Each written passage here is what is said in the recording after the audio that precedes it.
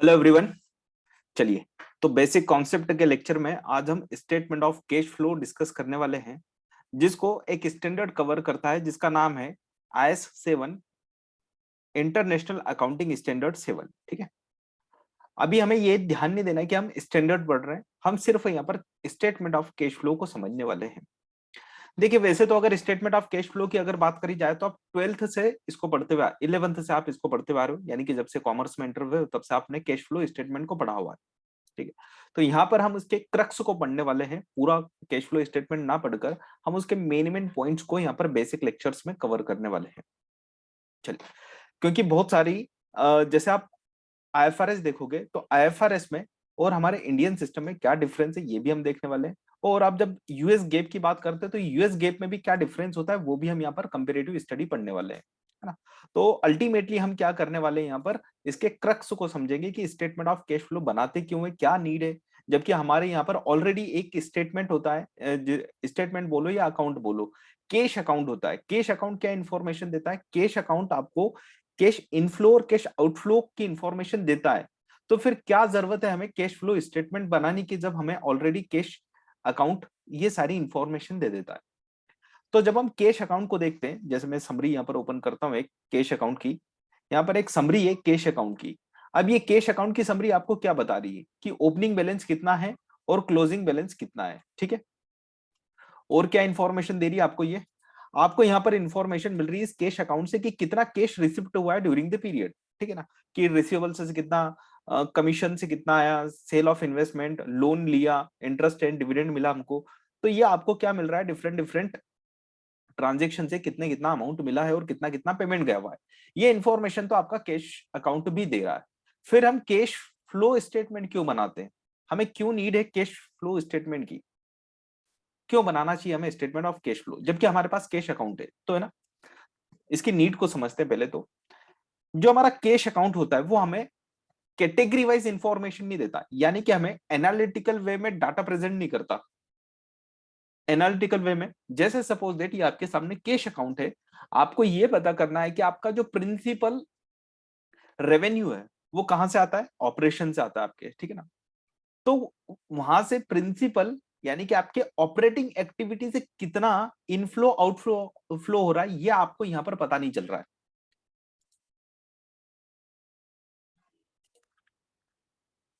आपने फाइनेंस से कितना फंड अरेंज किया, या आपने कितना डिसबर्समेंट किया, या आप ऐसा बोल सकते हो कितना लोन का रीपेमेंट किया, या आपने कितना शेयर कैपिटल पेड कर दिया। तो आपका यहां से सोर्स ऑफ फाइनेंस क्या है ये आपको यहां से पता नहीं चलता। यानी कि आप कैश अकाउंट को ही क्या करना चाह रहे हो, आप कैश अकाउंट को क्या करना चाह रहे हो, कैश अकाउंट को बाइफरकेट करना चाह रहे हो, कैटेगराइज करना चाह रहे हो। हम उसको ही क्या बोलते हैं, कैश फ्लो स्टेटमेंट बोलते हैं। क्यों करते हैं ऐसा? ऐसा इसलिए करते हैं क्योंकि हमें एनालिटिकल वे में चाहिए कि कैश ऑपरेशन से कितना आया, इन्वेस्टमेंट से कितना आया, फाइनेंसिंग से कितना आया। ये पता करके क्या करने वाले हैं, ये पता करके हम बेटर डिसीजन ले पाते हैं। हम ये पता कर पाते हैं कि हम ऑपरेशन से सफिशिएंट कैश जनरेट कर पा रहे हैं या नहीं कर पा रहे। कहीं ऐसा तो नहीं है कि हमारे पास बहुत सारा ऑपरेशन से कैश है लेकिन हमने उसको कहीं इन्वेस्ट नहीं किया, आइडल मनी तो नहीं पड़ा हुआ है हमारे पास। वो हम ये जो 1,04,000 का यहाँ पर जो बैलेंस दिखाई दे रहा है, हम यहाँ से एनालिसिस नहीं कर सकते कि इसका मतलब क्या है। लेकिन अगर इसका बाइफरकेशन मिल जाए हमें कि ऑपरेशन से कितना कैश जनरेट हुआ और उसमें कितना बैलेंस बचा ऑपरेशन से, इस बार ऑपरेशन से कितना कैश हमने जनरेट किया, और उस कैश जनरेट का हम क्या यूज कर रहे हैं, क्या हमें फ्यूचर में उसका यूज करना चाहिए, क्या क्या हमको उसको लॉन्ग टर्म इन्वेस्टमेंट में डाल देना चाहिए, या फिर हमें सेविंग अकाउंट में उसको ऐसे एज इट इज सेव कर देना चाहिए ताकि हम शॉर्ट टर्म रिक्वायरमेंट को फुलफिल कर पाए। तो ये बहुत सारे एनालिसिस निकल के आते हैं कैश फ्लो स्टेटमेंट से, जो कि हमें कैश अकाउंट नहीं देता है। तो एक नीड तो हमने ये समझी। चलिए, अब एक और चीज होती है कैश फ्लो स्टेटमेंट बनाने के लिए, और वो इसका मेजर पार्ट है। ये तो एक एनालिटिकल वे था कैश अकाउंट और कैश फ्लो स्टेटमेंट में, लेकिन इसका जो मेजर नीड होता है वो इसलिए होता है कि जब आप प्रॉफिट एंड लॉस अकाउंट बनाते हो तो प्रॉफिट एंड लॉस अकाउंट में जब आप प्रॉफिट दिखाते हो तो प्रॉफिट का मतलब क्या होता है, कैश प्रॉफिट नहीं होता, वो आपने अर्न किया हुआ प्रॉफिट है। अभी उसको कैश में कन्वर्ट करना बाकी है। आपने सेल्स करी तो आप क्रेडिट सेल्स करके भी क्या कर सकते हो, प्रॉफिट अर्न कर सकते हो। लेकिन उस प्रॉफिट को आप कैश में कब कन्वर्ट करोगे? आपने प्रॉफिट कमाया, आप क्या दिखाना चाहते हो? इन्वेस्टर्स को क्या दिखाना चाहते हो कि हमने बहुत अच्छा प्रॉफिट कमाया इस बार। लेकिन क्या आपने वो प्रॉफिट कैश में कन्वर्ट करा क्या? नहीं करा ना। तो ये कैसे पता चलेगा एक इन्वेस्टर को? अगर मैं मान के चलो किसी कंपनी में इन्वेस्ट करना चाहता हूं तो मुझे क्या देखना चाहिए? मुझे कैश फ्लो स्टेटमेंट देखना चाहिए या मुझे प्रॉफिट एंड लॉस अकाउंट देखना चाहिए? तो मुझे दोनों चीजें देखना चाहिए। देखो, मैं कंपनी का परफॉर्मेंस देखता हूं किससे? प्रॉफिट एंड लॉस अकाउंट से। मैं प्रॉफिट एंड लॉस अकाउंट जैसे देखूंगा तो मुझे पता चल जाएगा कि इस बार कंपनी का परफॉर्मेंस कैसा रहा। ठीक। लेकिन वो जो परफॉर्मेंस हुआ है, क्या उसको ये कैश में कन्वर्ट कर पाए कि नहीं? यानी कि अगर हमने, देखो किसी कंपनी को अगर परफॉर्मेंस बहुत अच्छा दिखाना है तो उसने बहुत क्रेडिट सेल्स कर दी, और क्रेडिट में तो हर कोई खरीदना चाहता है। क्रेडिट पीरियड बहुत लॉन्ग लॉन्ग दे दिया, 6-6 महीने में पेमेंट करने के लिए बोल दिया, जबकि नॉर्मली 3 महीने का पेमेंट ड्यूरेशन होता है। और कंपनी ने क्या करा, अपनी सेल्स बढ़ाने के लिए, अपने प्रॉफिट को इंक्रीज करने के लिए 6-6 महीने, 1-1 साल भर का क्रेडिट पीरियड दे दिया। तो उससे उसका क्या हो गया, सेल्स डबल हो गया, तो प्रॉफिट भी ऑब्वियसली बढ़ जाएगा। लेकिन क्या प्रॉफिट वाकई में कन्वर्ट हो गया क्या कैश में? तो ये कौन बताएगा हमें? ये हमें स्टेटमेंट ऑफ कैश फ्लो से हमें पता चलता है कि आपने ऑपरेशन से कितना कैश जनरेट किया।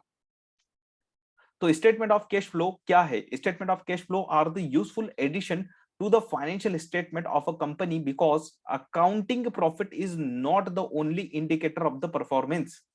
the com the concentrate on the source and the uses of the cash and are a useful indicator of the company's liquidity and the solvency. तो कैश फ्लो स्टेटमेंट में से हमें company की liquidity के बारे में पता चलता है, उसकी सॉल्वेंसी के बारे में पता चलता है। इसलिए हमें कैश फ्लो स्टेटमेंट बनाना होता है apart from profit and loss account and balance sheet.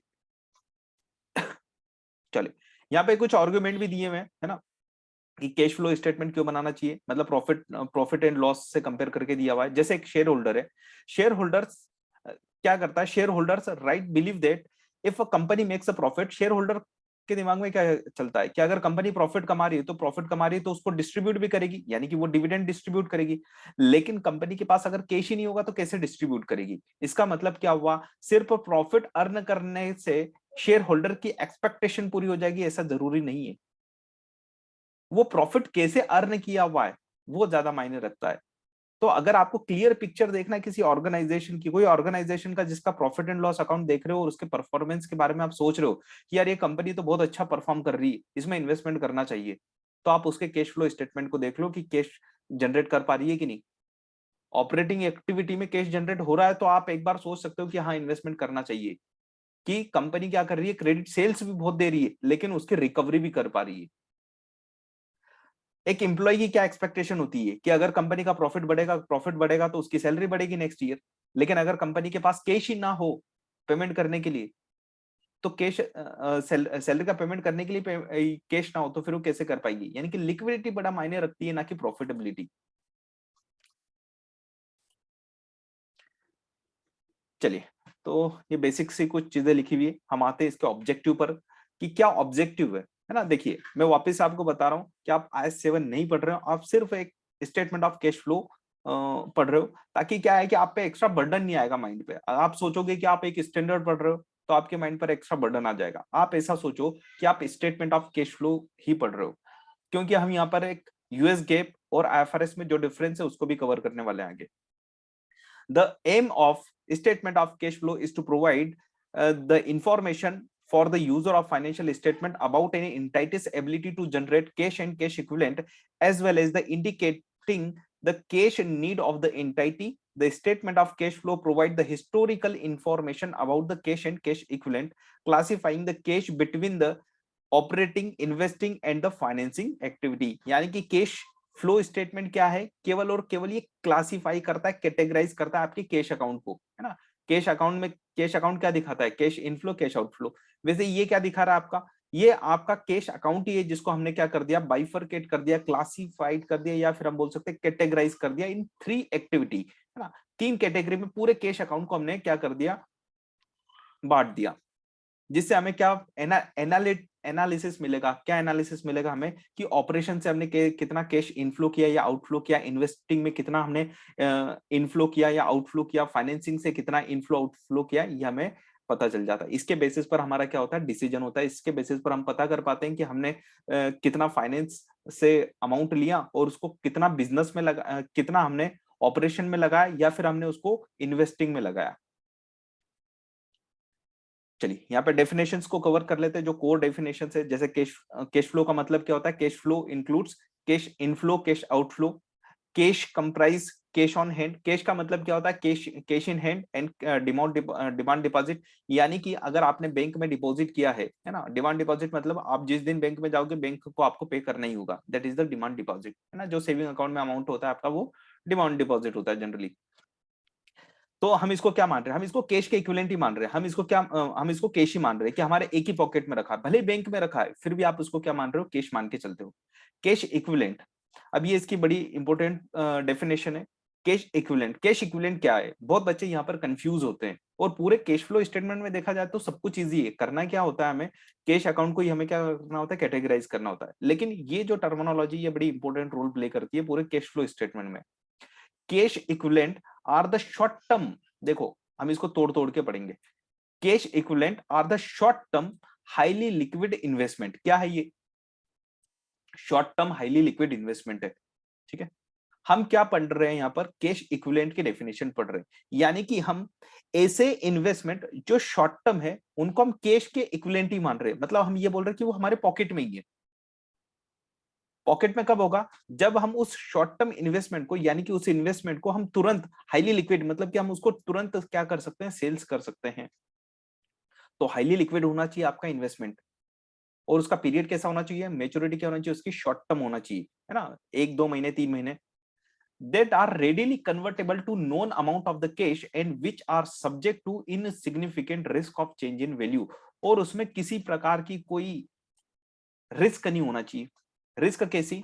For example देखो, कैश इक्विवेलेंट हम क्यों बोलते हैं? शॉर्ट टर्म इन्वेस्टमेंट है ये। क्या है? शॉर्ट टर्म इन्वेस्टमेंट, है ना। शॉर्ट टर्म इन्वेस्टमेंट जैसे आप क्यों करते हो short term investment? Suppose that आपके पास एक फंड आ गया और आपको आज से 3 महीने बाद एक लाइबिलिटी का पेमेंट करना है, तो क्या करोगे आप? आज ही पे करोगे क्या? नहीं। टाइम वैल्यू ऑफ मनी आपने सभी ने अच्छे से पढ़ा हुआ है कि आप इसको 3 महीने के लिए इन्वेस्ट कर दो, तो जो भी आपको इंटरेस्ट मिलेगा या उस पर गेन मिलेगा वो आपका हो जाएगा। पेमेंट तो करना ही है 3 महीने बाद, तो क्यों ना 3 महीने आप उस फंड का यूज कर लो। तो आप क्या करोगे? आप उसको किस टाइप के इन्वेस्टमेंट में लगाओगे? रिस्क इन्वेस्टमेंट में लगाओगे या नॉन रिस्की इन्वेस्टमेंट में लगाओगे? ऑब्वियसली बात है, नॉन रिस्की फंड में लगाओगे, है ना। शेयर मार्केट में तो नहीं लगा दोगे ना। शेयर मार्केट में लगा दोगे तो कितना अमाउंट वापस आएगा ये आपको ही नहीं पता। और हो सकता है कि आप अपनी लाइबिलिटी का पेमेंट ही ना कर पाओ 3 महीने बाद जो आने वाली है। तो आपकी सपोज दैट लाइबिलिटी है $10,000 के, आज से 3 महीने बाद, और आपके पास आज ही $10,000 है, तो क्या करोगे? आप पे करोगे या इन्वेस्ट कर दोगे? उसको इन्वेस्ट कर दोगे। कितने महीने के लिए? 3 महीने के लिए इन्वेस्ट कर दोगे। 3 महीने बाद पे करना है आपको। तो आप ऐसी जगह इन्वेस्ट करोगे जो हाईली लिक्विड हो, मतलब कि तुरंत आप उसको सेल कर सकते हो, कैश में कन्वर्ट कर सकते हो उसको तुरंत। और वहां पर कोई रिस्क नहीं होना चाहिए। रिस्क किस बात की? Insignificant risk of change in value, उसकी वैल्यू में कोई चेंज नहीं आना चाहिए। यानी कि आपने अगर 10,000 का इन्वेस्टमेंट किया तो एटलीस्ट आपको $10,000 तो मिल जाए वापस। तो ऐसे कौन सी इनसिग्निफिकेंट रिस्क वाली सिक्योरिटीज होती है, इन्वेस्टमेंट होते ना? गवर्नमेंट बॉन्ड, ट्रेजरी बॉन्ड्स, मतलब ऐसा ऐसा इन्वेस्टमेंट जहां पर कोई रिस्क नहीं है।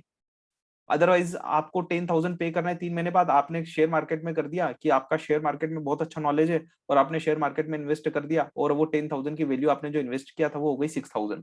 तो आप पे ही नहीं कर पाओगे अपने शॉर्ट टर्म कमिटमेंट्स को। तो इसलिए आप क्या करते हो? शॉर्ट टर्म इन्वेस्टमेंट करते हो ताकि आप शॉर्ट टर्म कमिटमेंट्स को फुलफिल कर पाओ टाइमली। ठीक है, तो ये इसका एक बेसिक पर्पस होता है। इसलिए इन इन इन्वेस्टमेंट को भी क्या कंसिडर कर लिया जाता है? कैश इक्विवेलेंट ही मान लिया जाता है, यानी कि कैश के बराबर ही मान लिया। ठीक है, और भी डेफिनेशन है जैसे ऑपरेटिंग एक्टिविटी, इन्वेस्टिंग एक्टिविटी और फाइनेंसिंग एक्टिविटी। हम अगर बात करें पूरे कैश फ्लो स्टेटमेंट की, तो पूरे कैश फ्लो स्टेटमेंट को हमने 3 कैटेगरी में बांट दिया है। Operating activity, investment activity, financing activity, और एक आपका कैश एंड कैश इक्विवेलेंट होता है, वो आपका ओपनिंग बैलेंस और क्लोजिंग बैलेंस में आ जाता है। तो क्या है operating activity? Operating activity are the principal revenue producing activity of the entity and other activity that are not investing are the financing activity. Operating activity ऐसी एक्टिविटी, मतलब कैश इनफ्लो आउटफ्लो कहां से हो रहा है आपको? आपके प्रिंसिपल रेवेन्यू प्रोड्यूसिंग एक्टिविटी आपकी। जैसे आपका बिजनेस है किस चीज का? फॉर एग्जाम्पल आपका बिजनेस है फर्नीचर का, तो फर्नीचर को परचेस करने से लेकर फर्नीचर को सेल कर रहे हो, उसके लिए वेजेस पेड कर रहे हो, सैलरी पेड कर रहे हो, तो ये कैसा आपका ऑपरेटिंग एक्टिविटी, यानी कि ऑपरेशन से रिलेटेड जो भी कैश इनफ्लो आउटफ्लो होगा वो आपके ऑपरेटिंग एक्टिविटी में जाएगा। ठीक है। इन्वेस्टमेंट एक्टिविटी क्या होगी फिर? इन्वेस्टमेंट एक्टिविटी यानी कि आप लॉन्ग टर्म असेट्स में क्या कर रहे हो, इन्वेस्ट कर रहे हो या उसका डिस्पोजल कर रहे हो, तो वहां से जो भी इनफ्लो आउटफ्लो होगा वो कहाँ कैटेगराइज होगा? आपका इन्वेस्टमेंट एक्टिविटी। फाइनेंसिंग एक्टिविटी मतलब कि आप फंड का अरेंजमेंट कहाँ से कर रहे हो और कितना आप पेमेंट कर रहे हो, यानी कि जब भी आपके कैपिटल स्ट्रक्चर में चेंज आएगा तो हम बोलेंगे कि आपके फाइनेंसिंग एक्टिविटी में कुछ एक्टिविटी हुई है ना। या तो आपने लोन लिया या लोन का रीपेड किया, शेयर कैपिटल इशू करी या शेयर कैपिटल का रिडम्पशन किया, तो ये आपकी कैसी है? Financing activity. यानी कि जो भी एक्टिविटी आपके इन्वेस्टमेंट एक्टिविटी और फाइनेंसिंग एक्टिविटी में नहीं आएगा, मतलब इन दोनों एक्टिविटी का पार्ट नहीं बनेगा, वो कहां जाएगा? ऑटोमेटिकली वो आपका बाय डिफॉल्ट ऑपरेटिंग एक्टिविटी में चला जाएगा, है ना। यानी कि आपका काम आसान कर देता हूं मैं आपको। आपको कभी भी फाइंड आउट करना है, कंफ्यूजन हो रहा है कि किस एक्टिविटी में जाएगा आपका कैश इनफ्लो आउटफ्लो, तो आपको पहली चीज सोचना है कि इन्वेस्टमेंट एक्टिविटी है क्या? आंसर आता है नहीं। क्या फाइनेंसिंग है क्या? नहीं। तो बाय डिफॉल्ट ऑपरेटिंग एक्टिविटी में ले जाओ, क्योंकि स्टैंडर्ड क्या बोला है यहाँ पे डेफिनेशन में भी, other activities that are not investing are the financing activity, मतलब ये कैसी है? बाय डिफॉल्ट एक्टिविटी आपके प्रिंसिपल रेवेन्यू से रिलेटेड तो आएंगे ही आएंगे। अदर एक्टिविटी में अगर कोई नहीं आ रहा है, कोई क्लासिक कैटेगराइज नहीं हो पा रहा है यहाँ पर, तो आप कहाँ कैटेगराइज कर दोगे? ऑपरेटिंग में कैटेगराइज कर दोगे। ठीक। Next, cash and cash equivalent को यहाँ पर डिटेल में समझाया, जो मैंने आपको ओरली बता दिया। जनरली हम क्या मानते हैं, 3 मंथ का जो मेच्योरिटी पीरियड होता है उसको हम क्या मान के चलते हैं? हम उसको शॉर्ट टर्म इन्वेस्टमेंट मान के चलते हैं। लेकिन शॉर्ट टर्म इन्वेस्टमेंट का ये मतलब नहीं कि हर शॉर्ट टर्म इन्वेस्टमेंट आपका कैश इक्विवेलेंट है। देखना पड़ेगा ना, शॉर्ट टर्म इन्वेस्टमेंट आपने शेयर्स में इन्वेस्टमेंट कर दिया तो वहां पर कोई चांसेस थोड़ी ना, वहां पर रिस्क बहुत है। तो क्या टर्मिनोलॉजी यूज करी? इनसिग्निफिकेंट रिस्क हो जहां पर कि उसके वैल्यू में कोई चेंजेस ना आए, तो हम उसको बोलते हैं कैश एंड कैश इक्विवेलेंट। अगर मान के चलो प्रेफरेंस शेयर आपके पास है ना, कैसे? रिडीमेबल प्रेफरेंस शेयर है, तो रिडीमेबल प्रेफरेंस शेयर है तो उसकी मेच्योरिटी देख लो, अगर मेच्योरिटी 2 से 3 महीने के अंदर की है तो फिर आप उसको कैश इक्विवेलेंट कंसिडर कर सकते हो। अगर इरेडीमेबल है तो उसका तो पेमेंट ही नहीं होगा, यानी कि आप उसको कैश में कन्वर्ट नहीं कर पाओगे। ठीक है। लोन एंड अदर बोरोइंग्स, देखो अब ये कुछ स्पेशल पॉइंट्स पढ़ रहे हैं हम। लोन एंड बोरोइंग आप इसको कहाँ क्लासिफाई करोगे? कंफ्यूजन क्या आता है? जैसे बैंक ओवरड्राफ्ट है, तो बैंक ओवरड्राफ्ट की अगर हम बात करें तो बैंक ओवरड्राफ्ट कहाँ दिखेगा? आपके फाइनेंसिंग एक्टिविटी में, क्योंकि आपने बैंक से लोन लिया। लेकिन कुछ कंट्रीज में बैंक ओवरड्राफ्ट जो है वो डिमांड पर पेएबल होते हैं, मतलब जब बैंक आपसे डिमांड कर ले तब आपको पेमेंट करना ही होगा। That is the bank overdraft on demand. तो फिर उस केस में हम बैंक ओवरड्राफ्ट को कहाँ क्लासिफाई करते हैं? हम उसको कैश एंड कैश इक्विवेलेंट में लेके जाते हैं, है ना। कैश एंड कैश इक्विवेलेंट में हम लाइबिलिटी दिखाते हैं अपनी, मतलब कि नेगेटिव बैलेंस दिखाते हैं इसका। जो आपका कैश होता है, कैश एंड कैश इक्विवेलेंट, उसमें से माइनस करके दिखा देते हैं बैंक ओडी को। इसको हम फाइनेंसिंग एक्टिविटी का पार्ट नहीं मानते। किस केस में? ध्यान रखना, bank overdraft are repayable on the demand, जब वो डिमांड पर पेबल हो। अगर डिमांड पर पेबल नहीं है तो फिर वो फाइनेंसिंग एक्टिविटी का पार्ट होता है आपका। चलिए, और क्या आता है आपके कैश एंड कैश इक्विवेलेंट में? जो भी मूवमेंट होता है, देखो कैश, अगर आप कैश विड्रॉल करोगे बैंक से या बैंक में डिपॉजिट करोगे तो ये कौन सी एक्टिविटी? ये किसी भी एक्टिविटी में नहीं आएगा, मतलब ये तो कैश एंड कैश इक्विवेलेंट का ही पार्ट रहेगा, मतलब आपका cash and cash equivalent he adjust होगा। वो ना तो ऑपरेटिंग एक्टिविटी, ना फाइनेंसिंग एक्टिविटी, ना ही आपकी इन्वेस्टिंग एक्टिविटी, है ना। कैश इन आपका ओपनिंग और क्लोजिंग बैलेंस ही चेंज होगा और कुछ नहीं होगा। यहाँ पर लिखा हुआ है reporting the cash flow from the operating activity, the standard offers a choice of method for the part of the statement of the cash flow। देखो अब बात करते हैं प्रेजेंटेशन की, कैश फ्लो स्टेटमेंट बनाते कैसे हैं। तो यहाँ पर आपका जो IS7 है स्टैंडर्ड जो है, इस पर वो आपको 2 ऑप्शन देता है, या तो आप डायरेक्ट मेथड यूज कर लो या इनडायरेक्ट मेथड यूज कर लो। चॉइस आपकी है, मैनेजमेंट के ऊपर डिपेंड करता है कि वो किस मेथड को फॉलो करके बनाना चाहता है। जो भी उसके लिए सुटेबल मेथड हो वो उसको फॉलो कर सकता है। तो डायरेक्ट मेथड भी अलाउड है, इनडायरेक्ट मेथड भी अलाउड है। तो डायरेक्ट मेथड में हम जब बनाते हैं तो क्या होता है, वहां पर जो आपका कैश अकाउंट होता है ना, देखो ये एक प्रोफार्मा है, समरी ऑफ कैश अकाउंट, इसी को ही हम क्या करते हैं डायरेक्ट मेथड में कैटेगराइज करते हैं। यानी कि डायरेक्ट मेथड से कैश फ्लो स्टेटमेंट बनाने के लिए आपको क्या चाहिए? कैश अकाउंट की जरूरत है। कैश अकाउंट मतलब कि आपको ये पता होना चाहिए ना कि कितना इनफ्लो आ रहा है, कितना आउटफ्लो हो रहा है, कहां से कहां से हो रहा है। ये डायरेक्ट मेथड है। ठीक। इनडायरेक्ट मेथड क्या है? इनडायरेक्ट मेथड में हम क्या करते हैं, हम प्रॉफिट एंड लॉस अकाउंट का यूज करते हैं। क्या करते हैं? प्रॉफिट एंड लॉस अकाउंट का यूज करते हैं। प्रॉफिट एंड लॉस अकाउंट को हम एडजस्ट करते हुए हम कैश प्रॉफिट पर पहुंचना चाहते हैं। वहां पर हमारा ऑब्जेक्ट क्या होता है? हमारा ऑब्जेक्ट होता है कैश प्रॉफिट पर पहुंचना। यहाँ तो ऑलरेडी हम क्या कर रहे हैं? इनफ्लो आउटफ्लो को कंसिडर कर रहे हैं, तो यहाँ पर कोई नॉन कैश आइटम की बात ही नहीं आती। तो कैसे बनता है? ये बहुत इजी है। Cash flow from operating activity. Cash कितना रिसिप्ट हुआ आपको कस्टमर से, सप्लायर को आपने कितना पेमेंट किया, है ना, कितना कैश आपका ऑपरेशन से जनरेट हुआ, इंटरेस्ट कितना पेड किया, इंटरेस्ट इनकम टैक्स कितना पेड किया, तो आपका क्या आ जाता है? Operating activity. अब आपके दिमाग में एक आ रहा होगा इंटरेस्ट पेमेंट। ये इंटरेस्ट पेमेंट ऑपरेटिंग एक्टिविटी में क्यों लिया? जब हम इंडिया में बनाते तो इंटरेस्ट पेमेंट तो हम फाइनेंसिंग एक्टिविटी का पार्ट मानते थे। क्या मानते थे? फाइनेंसिंग एक्टिविटी का, है ना। यही डिफरेंस है। देखो आईएफआरएस क्या बोलता है, मैं कंपैरेटिव स्टडी बताता हूं आपको। सबसे पहले वहीं जाते हैं। देखो कैश फ्लो स्टेटमेंट, गेप यानी कि यूएस गेप एंड आईएफआरएस में क्या डिफरेंस है, एज वेल एज मैं आपको इंडियन सिस्टम भी बताता हूं यहाँ पर इसके साथ में। इंडिया में आप क्या करते हो? इंटरेस्ट का आपने पेमेंट किया, इंटरेस्ट का पेमेंट किया तो आप क्या बताते हो उसको? Financing activity. क्या बनाते हो? फाइनेंसिंग एक्टिविटी बताते हो कि आपने फाइनेंस लिया था, ये है ना, आपने लोन लिया था, उस पर इंटरेस्ट पे कर रहे हो, यानी कि आपका ये क्या है? Interest payment, financing activity. Dividend payment भी आप सेम कॉन्सेप्ट लगाते हो कि आपने शेयर से इशू कर रहे थे, डिविडेंड पेड कर रहे हो, तो आपकी क्या है? Financing activity. ठीक। इंटरेस्ट रिसीव्ड और इंटरेस्ट पेमेंट आप इन्वेस्टमेंट एक्टिविटी का पार्ट मानते हो। क्यों? क्योंकि आपको इंटरेस्ट क्यों मिला? क्योंकि आपने इन्वेस्टमेंट किया होगा। डिविडेंड क्यों मिला? क्योंकि आपने इन्वेस्टमेंट किया होगा। तो आप इस लॉजिक से जाके इनका ट्रीटमेंट क्या करते हो? इंटरेस्ट और डिविडेंड पेमेंट को आप फाइनेंसिंग एक्टिविटी मानते हो, इंटरेस्ट और डिविडेंड इनकम को आप इन्वेस्टमेंट एक्टिविटी का पार्ट मानते हो। ये इंडिया का सिस्टम। अब आईएफआरएस और गेप क्या बोलता है? तो सबसे पहले हम आईएफआरएस को देखते हैं। आईएफआरएस चॉइस देता है, हर केस में चॉइस देता है। आपको ऑपरेटिंग मानना है, ऑपरेटिंग मानो। जैसे इंटरेस्ट के बारे में हम क्या मानते हैं? फाइनेंसिंग एक्टिविटी मानते हैं इंडिया में। लेकिन यहाँ पर ये चॉइस देता है, आप फाइनेंसिंग मानना है फाइनेंसिंग मान लो, ऑपरेटिंग मानना है ऑपरेटिंग मान लो। हर केस में ऑप्शन दिए हैं। डिविडेंड पेमेंट का भी सेम ऑप्शन है, इंटरेस्ट और डिविडेंड रिसीव्ड का भी सेम ऑप्शन है। इन्वेस्टमेंट एक्टिविटी मानना है इन्वेस्टमेंट मान लो, ऑपरेटिंग मानना है ऑपरेटिंग मान लो। ठीक। लेकिन गेप क्या बोलता है? यूएस गेप क्या बोलते हैं?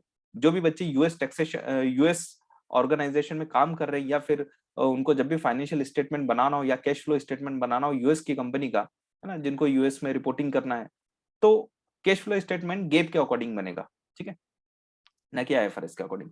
तो फिर वहां पर आपका जो इंटरेस्ट पेमेंट है वो कहाँ कैटेगराइज होगा?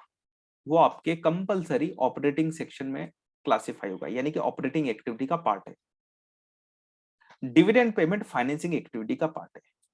मतलब क्या डिफरेंस आया अगर हम देखें तो? यूएस गैप को एनालिसिस करें, interest received, dividend received, operating activity, मतलब ये सब कुछ ऑपरेटिंग एक्टिविटी मान के चलता है except one thing, dividend payment. Dividend payment को ही इसने फाइनेंसिंग एक्टिविटी में क्लासिफाइड किया है। बाकी सारी इंटरेस्ट पेमेंट हो, इंटरेस्ट रिसीव्ड हो, डिविडेंड रिसीव्ड हो, इसको ऑपरेटिंग एक्टिविटी मानना है। यानी कि आपको क्रक्स याद रखना है ना, कि आप आईएफआरएस भी याद रखना चाहते हो और गैप भी याद रखना चाहते हो, तो क्या करोगे? आपको सिंपल एक ही चीज याद रखना है कि आपका जो डिविडेंड का पेमेंट है, ओनली डिविडेंड का पेमेंट वो फाइनेंसिंग एक्टिविटी में जाएगा। बाकी इंटरेस्ट का पेमेंट हो, इंटरेस्ट रिसीव्ड हो, डिविडेंड रिसीव्ड हो, ये सब ऑपरेटिंग एक्टिविटी में जाएंगे। तो आपके यहाँ पर इंडिया के लॉजिक यहाँ से डिफर करेंगे, ध्यान रखना, है ना। इंटरेस्ट पेमेंट कहाँ ले जाते हो? आप फाइनेंसिंग में ले जाते हो, लेकिन गेप के अकॉर्डिंग कहाँ ले जाओगे? जिनको यूएस में रिपोर्टिंग करना है वो कहाँ ले जाएंगे? वो ऑपरेटिंग एक्टिविटी में ले जाएंगे। ठीक। इंटरेस्ट रिसीव्ड और डिविडेंड, डिविडेंड रिसीव्ड आपके लॉजिक के अकॉर्डिंग, आप इंडिया के लॉजिक के अकॉर्डिंग इन्वेस्टमेंट एक्टिविटी का पार्ट मानते हो, लेकिन यहाँ पर क्या मानोगे? ऑपरेटिंग एक्टिविटी, है ना। तो याद रखने के लिए शॉर्टकट क्या है? शॉर्टकट देखो, एक ही चीज याद रख लो ना, सब ले जाओ ऑपरेटिंग में, सब ले जाओ ऑपरेटिंग में, except fine, except dividend payment. Dividend payment आपका फाइनेंसिंग एक्टिविटी में जाएगा, बाकी सब ऑपरेटिंग में जाएंगे। कोई कॉन्सेप्ट लगाने की जरूरत नहीं, सीधा रूल है। क्योंकि यूएस गेप जो है वो रूल बेस्ड अकाउंटिंग है, और जो आईएफआरएस है हमारा और इंडियन सिस्टम जो है वो प्रिंसिपल बेस्ड अकाउंटिंग सिस्टम है।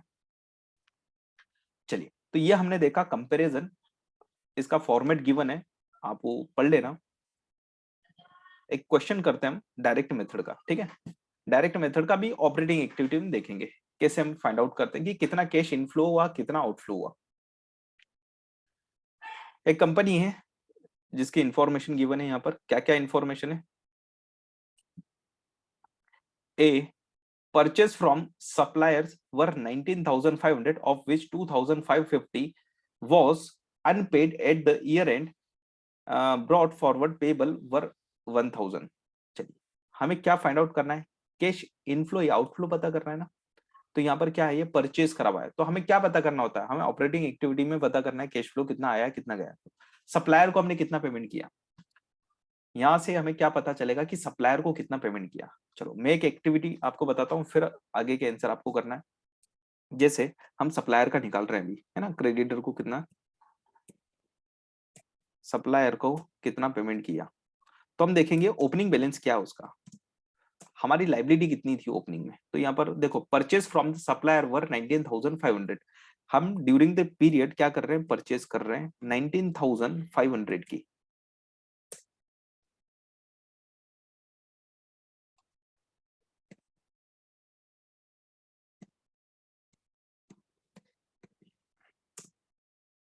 तो 19,500 की हमने क्या करी, परचेज करी, of which 2,550 was unpaid at the year end, मतलब क्लोजिंग बैलेंस कितना बता रहा है ये, 2550, 2550 क्लोजिंग बैलेंस बता रहा है।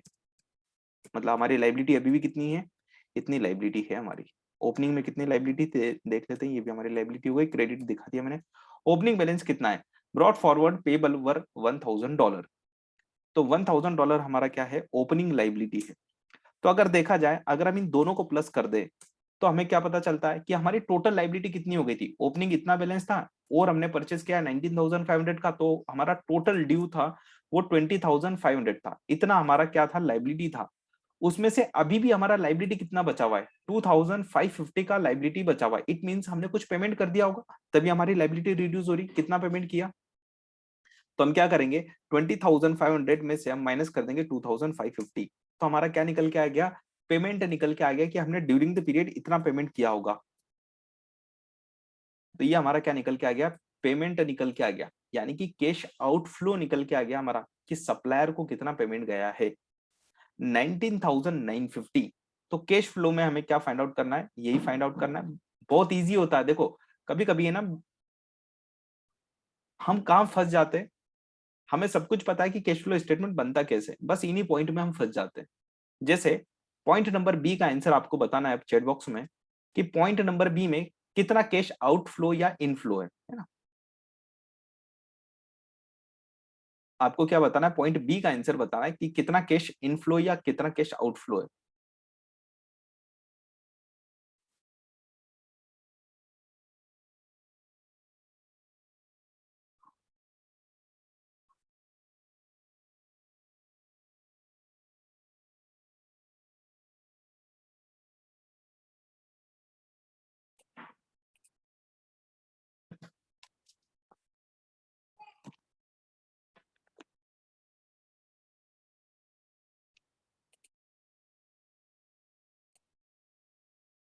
चलिए, तो एक और रिप्लाई आ गया मेरे पास, आउटफ्लो एट 11,250 का। ठीक है, चलिए चेक करते हैं जरा। देखो, वेजेस आपकी सैलरी कितनी है during the period, 10,500, of which 750 unpaid, मतलब इसमें से भी 750 की क्लोजिंग लाइबिलिटी भी बची हुई। ओपनिंग कितना बैलेंस था, ओपनिंग जो हमारी लाइबिलिटी थी 1,500 की थी, है ना। तो हम क्या करेंगे, यहाँ टोटल लगाएंगे, बहुत सिंपल सी बात है। ओपनिंग बैलेंस कितना हमारा, 1,500 का हमारा ओपनिंग बैलेंस था, यानी कि हमें 1,500 लास्ट ईयर के देना थे।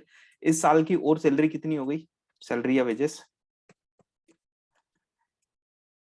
इस साल का और हो गया 10,500, 10,500। तो हमारी टोटल लाइबिलिटी निकल के आ गई 12,000, जिसमें से अभी भी कितना बैलेंस बचा हुआ है, अभी बैलेंस बचा हुआ है 750 का। इट मींस हमने कितना पेड कर दिया होगा, हमने 11,250 का अमाउंट पेड कर दिया होगा। ठीक है, तो हमने क्या निकाला, कैश आउटफ्लो निकाल दिया कि वेजेस और सैलरी में कितना पेमेंट गया है। नेक्स्ट है interest, interest of 2,100 on the long term loan was paid in the year. तो ये डायरेक्टली दे रखा है, यहाँ कैलकुलेशन करने की जरूरत नहीं। 2,100 हमारा क्या है, इंटरेस्ट का पेमेंट आउटफ्लो है। सेल्स रेवेन्यू, डी पॉइंट में, जिसने ए बी नहीं समझा वो डी को समझ लो, डी में भी सेम पॉइंट है। Sales revenue, sales revenue was 33,400 including 900 receivables at the year end, brought forward receivables were 400। तो यहाँ पर हमें क्या निकल के आएगा, कस्टमर से हमें कितना पेमेंट रिसीव्ड हुआ ये निकल के आ जाएगा। यहाँ से कैलकुलेशन करेंगे तो ओपनिंग बैलेंस क्या था, ब्रॉट फॉरवर्ड रिसीवेबल्स वर $400, यानी कि ओपनिंग बैलेंस हमारा 400 का था, हमें लेना था यानी कि डेबिट बैलेंस।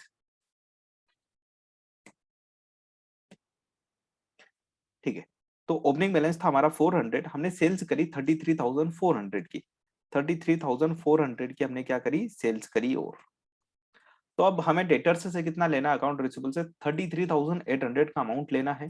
क्लोजिंग बैलेंस अभी कितना बता रहा है, 900 बता रहा है। कितना बता रहा है, 900 बता रहा है। इट मींस 32,900 हमें क्या हो गए, रिसीव्ड हो गए। क्या हो गए, रिसीव्ड हो गए हैं। यस असलम, तो 32,900 हमारा क्या है, इनफ्लो है। ठीक है, अब इस सारी इंफॉर्मेशन को हम एक प्लेस पर लेके आ जाते हैं तो हम उसको क्या बोल देंगे, ऑपरेटिंग एक्टिविटी। चलो देखते हैं नेक्स्ट स्लाइड में, है ना। Cash flow from the operating activity, cash received from customer, customer से कितना मिला 32,900। Cash paid to the supplier 17,950। Cash paid to the employees 11,250। Interest का पेमेंट हुआ है 2,100 का।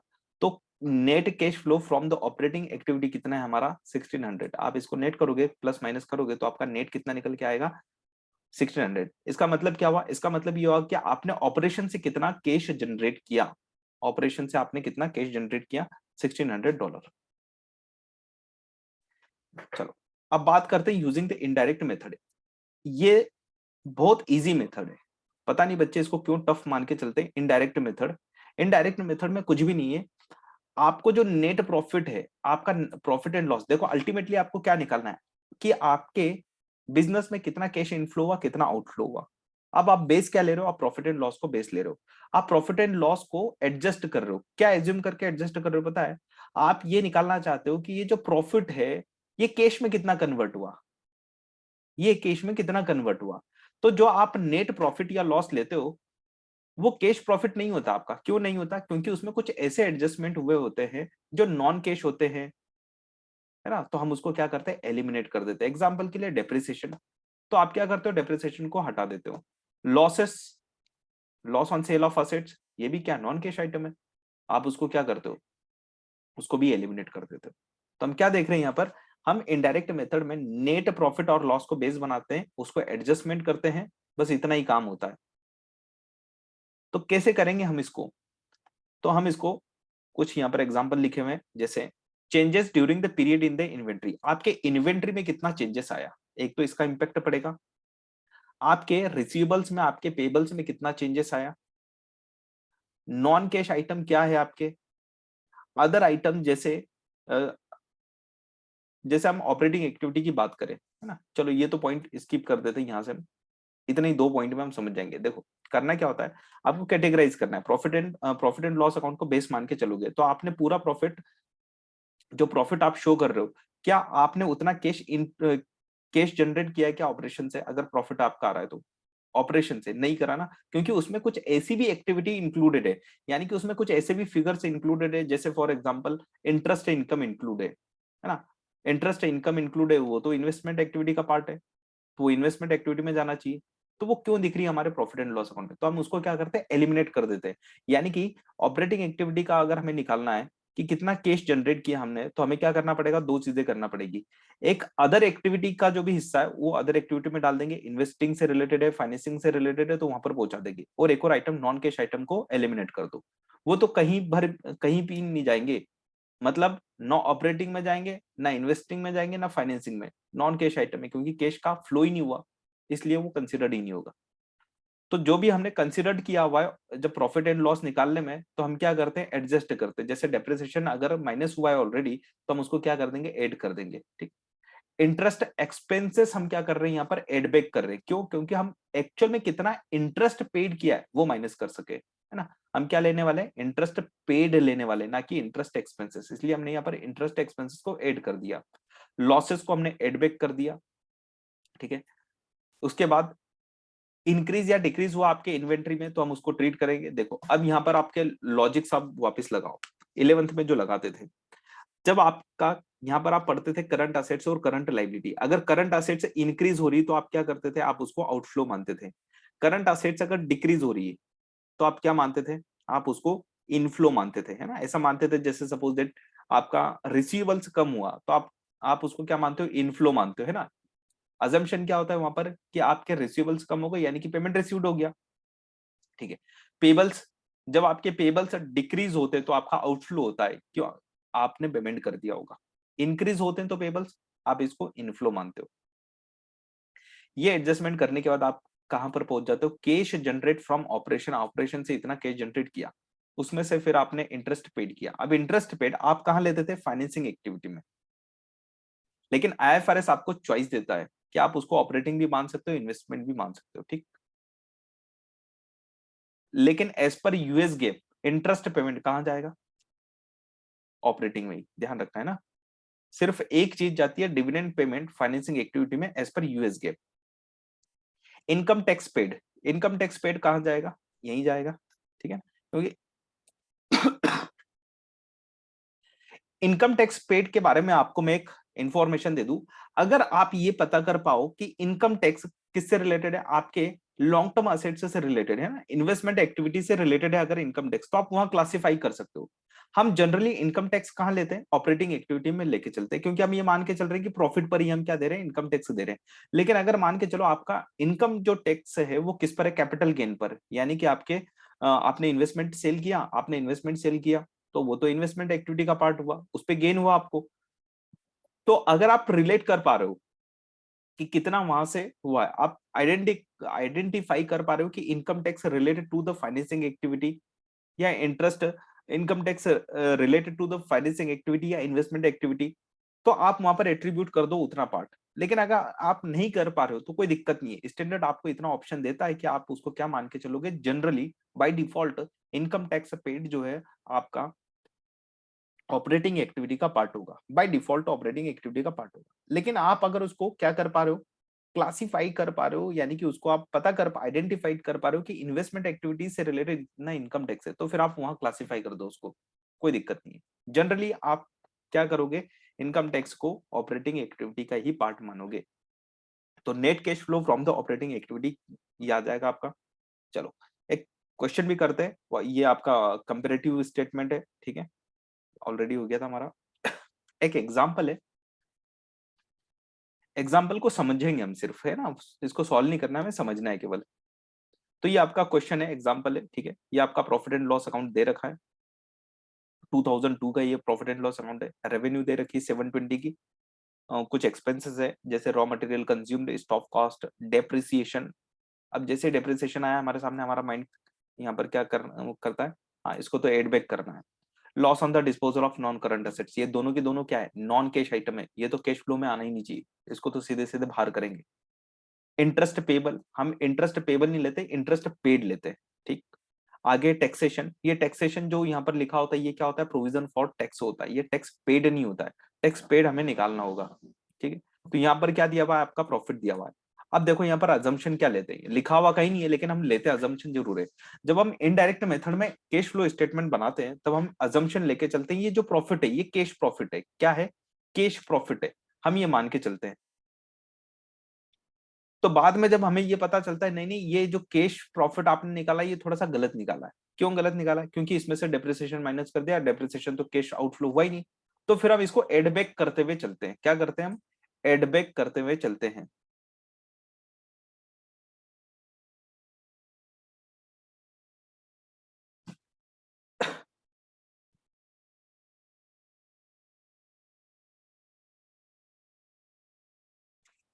चलिए अब बात करते हैं किसकी, स्टेटमेंट ऑफ फाइनेंशियल पोजीशन। ये भी आपका क्वेश्चन है, अभी आंसर वेंसर कुछ नहीं है, ये सिर्फ हम अंडरस्टैंड कर रहे हैं क्या दिया हुआ है। अ, ये आपका बैलेंस शीट है, बैलेंस शीट में असेट्स है, आपकी लाइबिलिटीज एंड इक्विटीज दे रखी है यहाँ पर।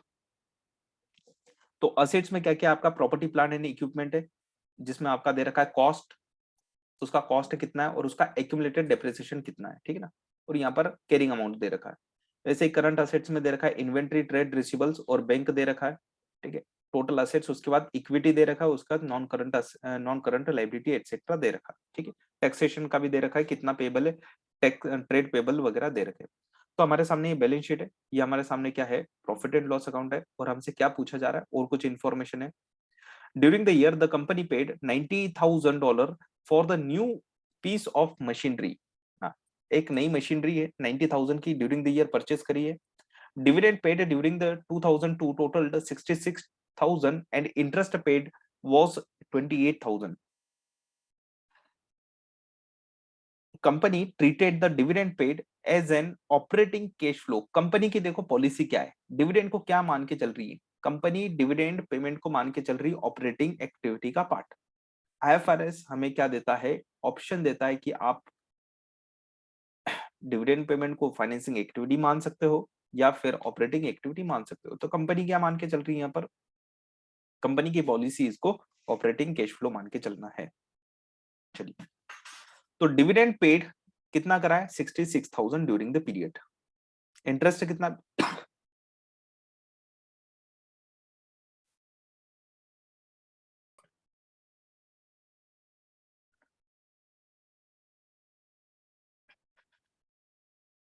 चलिए तो यहां पर डिविडेंड आपका दे रखा है 66,000, इंटरेस्ट दे रखा है 28,000, ये पेमेंट है, ठीक।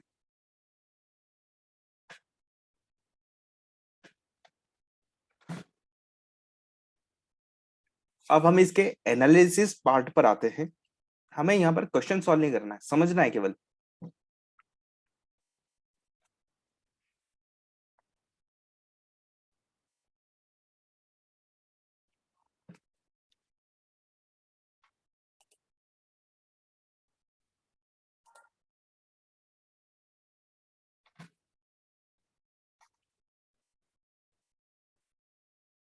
देखो एक एनालिसिस करके चलते हैं हम, ठीक। हम यहाँ पर क्या लेते हैं, जो भी चेंजेस आ रहा है वर्किंग कैपिटल में, करंट असेट्स में चेंजेस आ रहा है, तो आप उसको इनफ्लो या आउटफ्लो मान के चलते हो। 2 सेकेंड, चलिए। तो देखिए हम एनालिसिस करते हैं इस क्वेश्चन में। क्वेश्चन बहुत इजी है, कुछ भी नहीं करना है। प्रॉफिट एंड लॉस अकाउंट से हमें प्रॉफिट मिल जाएगा, ये रहा। प्रॉफिट एंड लॉस से हमें क्या मिल रहा है, प्रॉफिट। प्रॉफिट बिफोर टैक्स कितना है, प्रॉफिट बिफोर टैक्स है 392, ठीक है। तो 392 हमने बेस बना लिया 392 को, ठीक है। 392 को बेस बना लिया। नॉन कैश आइटम जो भी है उसको एडबैक कर देंगे। जैसे डेप्रिसिएशन था 118 का, loss on sale of property plant and equipment $18, interest expenses को ऐड कर रहे हैं। क्यों कर रहे हैं ऐड, हम इंटरेस्ट पेड माइनस करेंगे। ये एक्सपेंसेस है, हो सकता है ना कि आपने इतना एक्सपेंसेस किया है लेकिन पेड कम किया हो, है ना। पेड भी गिवन है क्वेश्चन में, कितना है पेड, 2080, मतलब जितना एक्सपेंसेस है उतना पेड कर दिया पूरा, ठीक। इंक्रीज इन द इन्वेंट्री, बस यही पॉइंट समझने वाले होते हैं। ये 4 पॉइंट, 3-4 पॉइंट जो है वो समझने वाले होते हैं। इन्वेंट्री, इन्वेंट्री में इंक्रीज हुआ। इन्वेंट्री में इंक्रीज हुआ का मतलब क्या हुआ, आपका आउटफ्लो हुआ, है ना। आपने इन्वेंट्री परचेस करी होगी ज्यादा, प्रीवियस ईयर में आपकी इन्वेंट्री होगी फॉर एग्जाम्पल 10 डॉलर, इस बार हो गई $14, क्लोजिंग बैलेंस दिखा रहा है। यानी कि $4 का आपने एक्सेस क्या करा हुआ है, परचेस किया हुआ है। तो इसके वजह से आपका क्या हो गया, यहाँ पर $4 का आउटफ्लो मान लिया आपने। रिसीवेबल्स आपके इंक्रीज हो गए, पिछली बार कितने थे, पिछली बार से ज्यादा हो गए या कम हो गए, तो आप इसको क्या मानते हो, आउटफ्लो मानते हो। लेकिन ये तो मगअप करने वाली बातें हो गई, है ना, जो हम 11th में करते थे। रिसीवेबल्स यहाँ पर इंक्रीज हो गए तो हम इसको आउटफ्लो क्यों माने, रिसीवेबल इंक्रीज होने को हम आउटफ्लो क्यों माने, या तो क्या हो रहा है। क्या आपका कैश आउटफ्लो होगा रिसीवेबल से जाने कहीं से कहीं तक नहीं होगा, फिर हम इसको क्यों मान के चल रहे हैं। तो चलो समझते हैं, यही पॉइंट मुझे आपको समझाना है, यही एनालिसिस है इसका। आप अगर देखोगे यहाँ पर आपका रेवेन्यू कितना है, 720, ठीक है ना। जब आप यहाँ पर 392 का क्या ले रहे हो, प्रॉफिट बिफोर टैक्स ले रहे हो, तो क्या मान के ले रहे हो, आप इसको कैश प्रॉफिट मान के ले रहे हो। क्या मान के ले रहे हो, कैश प्रॉफिट मान के ले रहे हो, ठीक है ना। कि आपने इतना कैश जनरेट कर लिया $392 का, जो नॉन कैश आइटम है आप उसको क्या करते जा रहे हो, एडबैक करते जा रहे हो, और अल्टीमेटली आप कैश फ्लो स्टेटमेंट में क्या ले रहे हो, यही तो ले रहे हो कि इतना कैश जनरेट हुआ हमारा। जबकि ये सही नहीं है ना, 392 आपके पॉकेट में थोड़ी ना है, कुछ क्रेडिट सेल्स भी होगी। तो हम क्या करेंगे, यहाँ से हम बैलेंस निकालेंगे। सबसे पहले किसका निकालते हैं, चलो डेटर्स का ही निकालते हैं।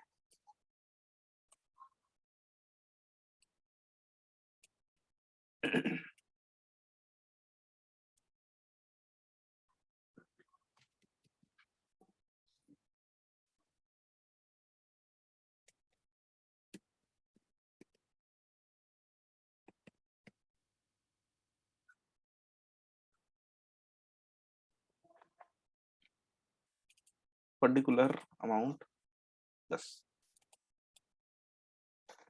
हम डेट को कॉलम नहीं ले रहे, हमें नीड नहीं है उसकी। ओपनिंग बैलेंस कितना है,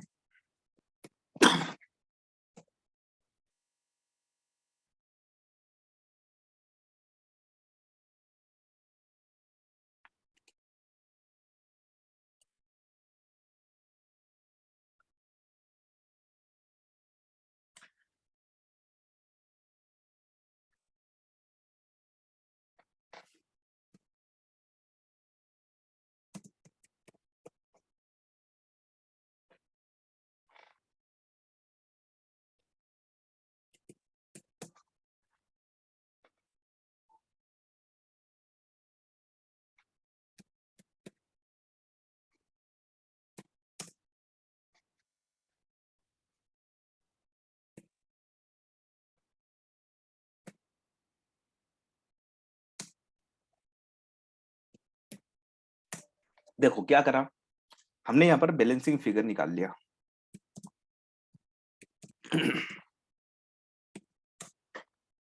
ये इसके पीछे लॉजिक काम करता है ना। हमने क्या करा यहाँ पर, जैसे सेल्स डेटर्स डेटर्स को हमने सेल्स करी, ओपनिंग बैलेंस इतना था, ठीक है ना। कैश बैलेंस हमारा कितना है, 702। क्या निकला हमारा, कैश कितना रिसिप्ट हुआ, 702 का कैश रिसिप्ट हुआ। लेकिन अगर आप देखोगे यहाँ पर, हम कैश इनफ्लो आउटफ्लो कितना मान रहे हैं, हम रिसीवेबल से 18 का क्या मान रहे हैं यहाँ पर, 1000 में वैल्यू चल रही है ऊपर, तो 18 का क्या मान रहे हैं हम यहाँ पर 18 का आउटफ्लो मान रहे हैं। अब ये लॉजिक से हमारे क्या चले जाती है, दूर चले जाती है। हम सोचते हैं कि यार ये रिसीवेबल्स इंक्रीज होंगे तो आउटफ्लो कैसे हुआ, इनफ्लो होगा इनसे, हम इनको पेमेंट थोड़ी ना देंगे, हमारे पॉकेट से गया कैसे कैश, हमें ये पता करना है।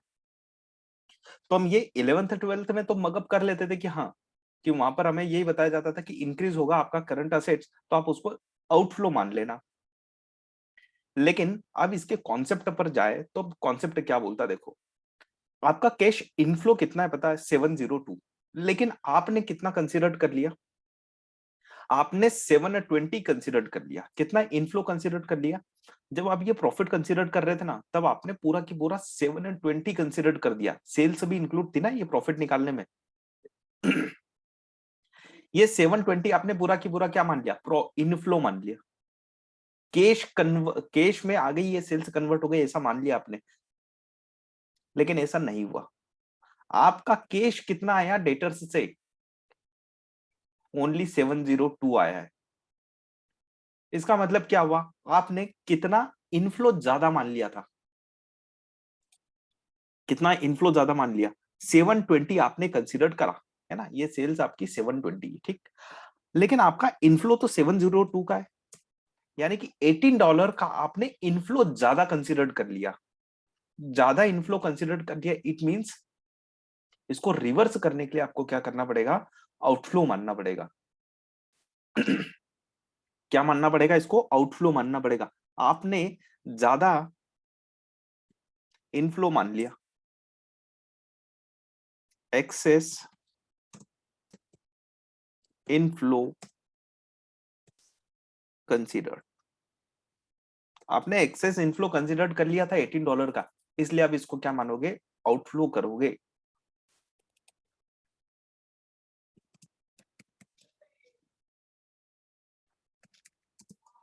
सो ट्रीटेड एज ए आउटफ्लो $18। इसलिए आपका डायरेक्ट जो आंसर निकल के आता है, क्या निकल के आता है, आपने इसलिए मगअप किया था 58 माइनस 76। है ना, मतलब इंक्रीज हो गए तो आउटफ्लो मान लो, लेकिन उसके पीछे का कॉन्सेप्ट ये काम करता है। चलो, सेम कॉन्सेप्ट आप दूसरों चीजों पर भी अप्लाई करोगे, है ना, मैंने आपको रिसीवेबल्स से लिंक करके दिखा दिया। तो $18 का आपका क्या है यहाँ पर, आउटफ्लो है। एक्चुअल में ये आउटफ्लो नहीं है, आपने इनफ्लो ज्यादा कन्वर्ट कर दिया था, इसलिए आपने यहाँ क्या करा है, रिवर्स किया है, और कुछ भी नहीं। Increase in payables, same concept यहाँ पर लगाओगे, ठीक है ना। Changes cash generated from the operation, तो ऑपरेशन से कितना कैश जनरेट हुआ, 540 का। इंटरेस्ट कितना पेड हुआ, 28। डिविडेंड कितना पेड हुआ, 66 का क्वेश्चन में दिया हुआ है।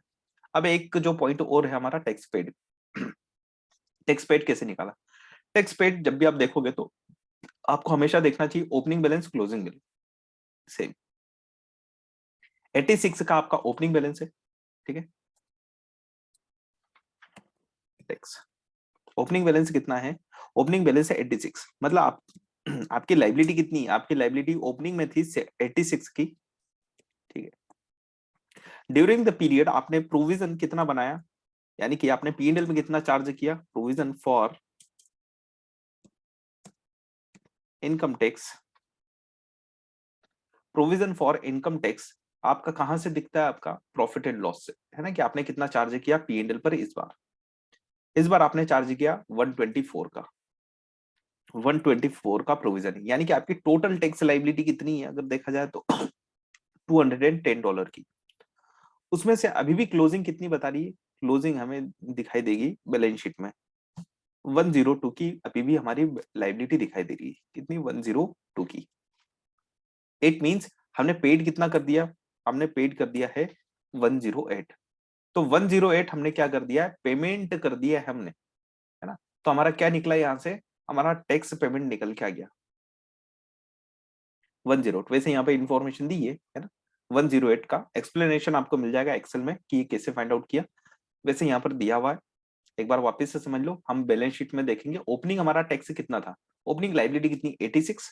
इस बार हमने कितना प्रोवाइड किया, पीएनएल में कितना प्रोविजन बनाया हमने, 124 का एक्सपेंसेस बुक किया हमने, यानी कि आज की डेट तक की हमारी टोटल लाइबिलिटी कितनी है, 210।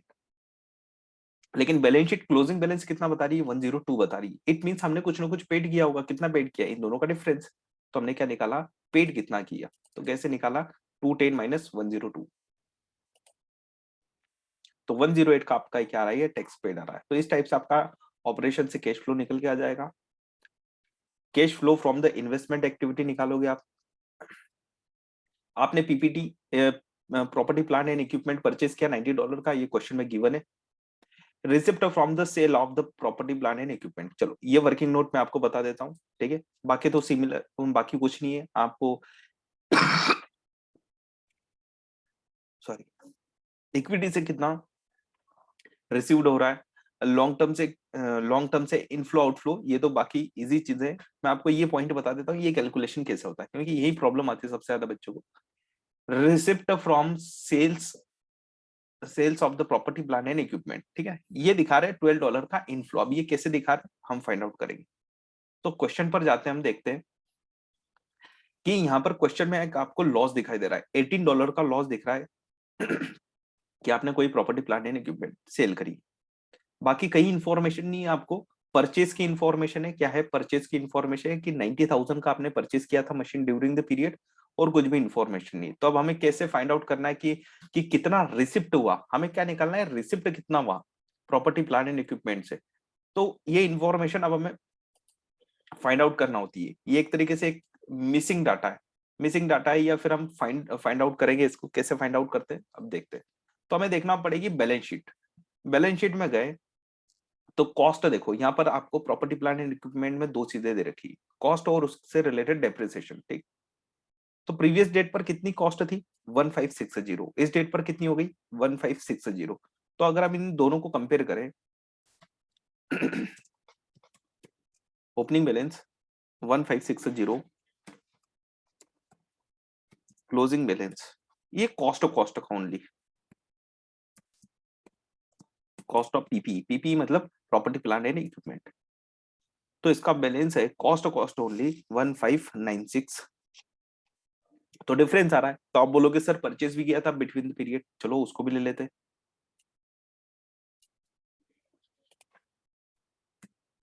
$90 का कुछ परचेस किया हुआ है, 90, ये थाउजेंड्स में वैल्यू है तो हम इसको अभी 90 कंसिडर करेंगे। तो आपका कहना है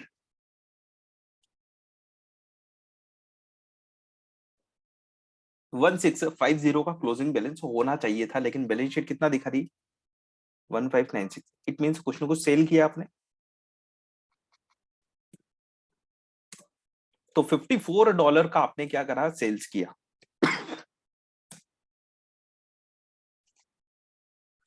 तो $54 की कैरिंग अमाउंट थी, उसको आपने क्या करा, सेल्स किया है। तो क्या निकाल निकाल के लाया आप यहाँ पर, कैरिंग अमाउंट अभी निकालना बाकी है ना। ये आपने इतनी कॉस्ट का property in plant equipment sales कर दिया 54 का, ठीक। तो आपने क्या निकाली यहाँ से, सेल्स प्रोसीड निकाल ली क्या, नहीं, अभी सेल्स प्रोसीड नहीं निकाली। अभी आपने सिर्फ क्या निकाला है कि कितनी कॉस्ट का प्रॉपर्टी प्लांट एंड इक्विपमेंट आपने सेल्स किया। तो $54 का प्रॉपर्टी प्लांट इक्विपमेंट आपके ऑर्गेनाइजेशन से बाहर हो गया है, लेकिन इससे रिलेटेड कुछ डेप्रिसिएशन भी तो होगा। हाँ बिल्कुल डेप्रिसिएशन होगा। ये तो सिर्फ आपने कॉस्ट निकाली, इससे रिलेटेड डेप्रिसिएशन कितना है वो भी निकाल लेते हैं। ये इंफॉर्मेशन भी आपको क्वेश्चन में गिवन है। देखो डेप्रिसिएशन कितना है ओपनिंग में, 224 है ओपनिंग बैलेंस, क्लोजिंग बैलेंस कितना है, 318 है, ठीक है ना। तो 224 आपका ओपनिंग में, ओपनिंग बैलेंस है,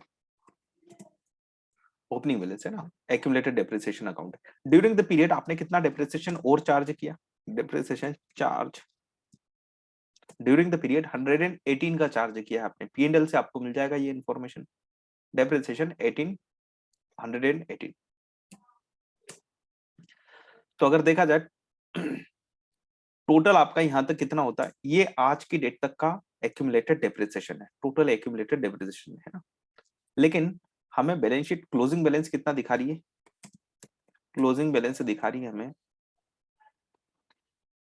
318 का, कितना दिखा रही है, 318 का दिखा रही है। कितना एक्यूमुलेट हो चुका है आपका डेप्रिसिएशन, तो बचा हुआ गया कहां पर, इन दोनों का डिफरेंस क्या है, जो आपने डिस्पोजल किया है, जो असेट्स आप डिस्पोजल कर रहे हो उससे रिलेटेड डेप्रिसिएशन भी तो आपने यहाँ से बाहर किया है ना।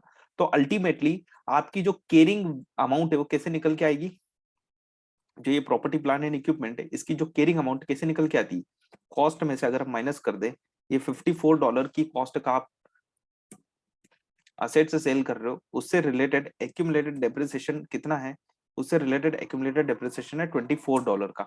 यानी कि अगर हम इसको एडजस्ट करें तो आपके पास ये असेट्स कितने की बची, $30 की बची। ये इसकी क्या है, कैरिंग अमाउंट है। कैरिंग अमाउंट का मतलब क्या है, ये असेट्स आपने परचेज करी थी 54 में, उस पर आज की डेट तक कितना डेप्रिसिएशन लग गया, $24 का डेप्रिसिएशन लगा हुआ है। यानी कि आज इसकी वैल्यू क्या है आपकी बुक्स में, बुक वैल्यू $30 की इसकी बुक वैल्यू है। आपने इसको कितने में सेल किया यही तो फाइंड आउट करना था आपको, लेकिन आपको पता नहीं चल रहा। लेकिन इससे रिलेटेड लॉस कितना हुआ आपको ये बता दिया है, लॉस ऑन सेल, लॉस हुआ है आपको $18 का, loss on disposal of non current assets $18। तो $18 का लॉस हुआ है आपको, तो आपको ये पता चल जाएगा कि सेल्स कितने में करा होगा इसको। तो 30 माइनस 18 दैट इज द $12, है ना। तो $12 में आपने इसको सेल किया होगा, तभी तो आपको लॉस आया। देखो 30 का कोई आइटम है आपके पास, उसको आप $12 में सेल करोगे तो आपको लॉस कितना होगा, $18 का। तो हम कैसे निकाल सकते हैं इसको, हम ऐसे निकाल सकते हैं 30 माइनस 18, तो $12 आ जाएगा, है। सिंपल कॉन्सेप्ट है। तो सेल आपकी निकल के आ गई, प्रोसीड, और हमें यही निकालना था, हमें निकालना यही था, इसलिए हमने ये दो स्टेटमेंट बनाए। देखो इन्हों यहाँ पर कैसे फाइंड आउट किया वो भी मैं बता देता हूँ फटाफट थोड़ा। कॉस्ट आपको क्या करना है, सबसे पहले कॉस्ट, कॉस्ट में देखो कि आपने डिस्पोजल कितना किया, मतलब ये तो total property plant and equipment है, उसमें से आप कितना पार्ट डिस्पोज ऑफ कर रहे हो। तो कैसे फाइंड आउट करोगे, ओपनिंग बैलेंस कितना था, ठीक है, आपने ड्यूरिंग द ईयर परचेज किया, टोटल इतनी असेट आपके पास होना चाहिए, इतनी कॉस्ट के असेट्स, लेकिन आपकी बैलेंस शीट कितना दिखा रही, 1596, यानी कि बैलेंसिंग फिगर निकल के आ जाएगा, इतनी कॉस्ट का प्रॉपर्टी प्लांट एंड इक्विपमेंट आपने सेल कर दिया, 54 का सेल किया, ठीक। एक्यूमुलेटेड डेप्रिसिएशन, इसका बैलेंस कैसा होगा, क्लोजिंग बैलेंस, है ना, प्रीवियस ईयर का बैलेंस इस बार का ओपनिंग बन जाएगा, यानी कि क्रेडिट बैलेंस, ठीक है ना। 224। क्लोजिंग बैलेंस अभी हमने इस बार कितना चार्ज किया, 118 चार्ज किया, तो टोटल कितना डेप्रिसिएशन हो गया है प्रॉपर्टी प्लांट एंड इक्विपमेंट से रिलेटेड 342, लेकिन बैलेंस शीट कितना बता रही है 318। मतलब कुछ ना कुछ पार्ट जो डिस्पोजल से रिलेटेड था वो हमने यहाँ से बाहर कर दिया, कितना 24 का। तो 24 का डेप्रिसिएशन है और 54 की असेट्स है, यानी कि कैरिंग अमाउंट कितनी है 54 माइनस 24, दैट इज द $30 की। तो $30 की हमारी क्या है, $30,000 एक्चुअल में। तो $30,000 की हमारी असेट्स है कैरिंग अमाउंट, उसको हमने 18,000 के लॉस पर सेल कर दिया, यानी कि हमने $12,000 में उसको सेल किया होगा। तो नेट प्रोसीड कितनी आ गई यहाँ पर, 12 आ गई। यही हमने यहाँ पर कंसिडर्ड करिए, receipt from the sale of the property in equipment $12 है ना, 12,000, ये 1000 में फिगर से सारे। तो $12,000 हमारा क्या है यहाँ पर, receipt from sale of property plant and equipment है। ठीक, ऐसे ही आप क्या करने वाले हो, cash flow from the operating financing activity करोगे तो शेयर कैपिटल में देखो कितना चेंजेस आया। तो शेयर कैपिटल में आप देखोगे तो ओपनिंग में कितनी थी, 340 थी, 340 थी ओपनिंग में, और 360 हो गई क्लोजिंग में शेयर कैपिटल। तो शेयर कैपिटल $20 से इंक्रीज हो रही है यहाँ पर। ठीक है, तो $20 से यहाँ पर इंक्रीज होगी, तो हम क्या बोलेंगे इसको, इनफ्लो या आउटफ्लो, इनफ्लो है ना, इंक्रीज होगी तो क्या है हमारा इनफ्लो है। और क्या चेंजेस है, और चेंजेस देख लेंगे हम उसमें शेयर कैपिटल के अलावा। तो यहाँ पर एक और चेंजेस है, ये 36 और 24 का। तो क्या है, डिविडेंड, डिविडेंड इसमें इंक्लूड कर रहे हैं क्या, नहीं, डिविडेंड तो ऑपरेटिंग में चला गया। शेयर प्रीमियम होगा, शेयर प्रीमियम 24 का ओपनिंग में था, 36 का क्लोजिंग में, इट मींस 12 का यहाँ पर इंक्रीज हो गया, 12 ये प्लस 20, 34 का इनफ्लो आ रहा है हमारा शेयर कैपिटल से।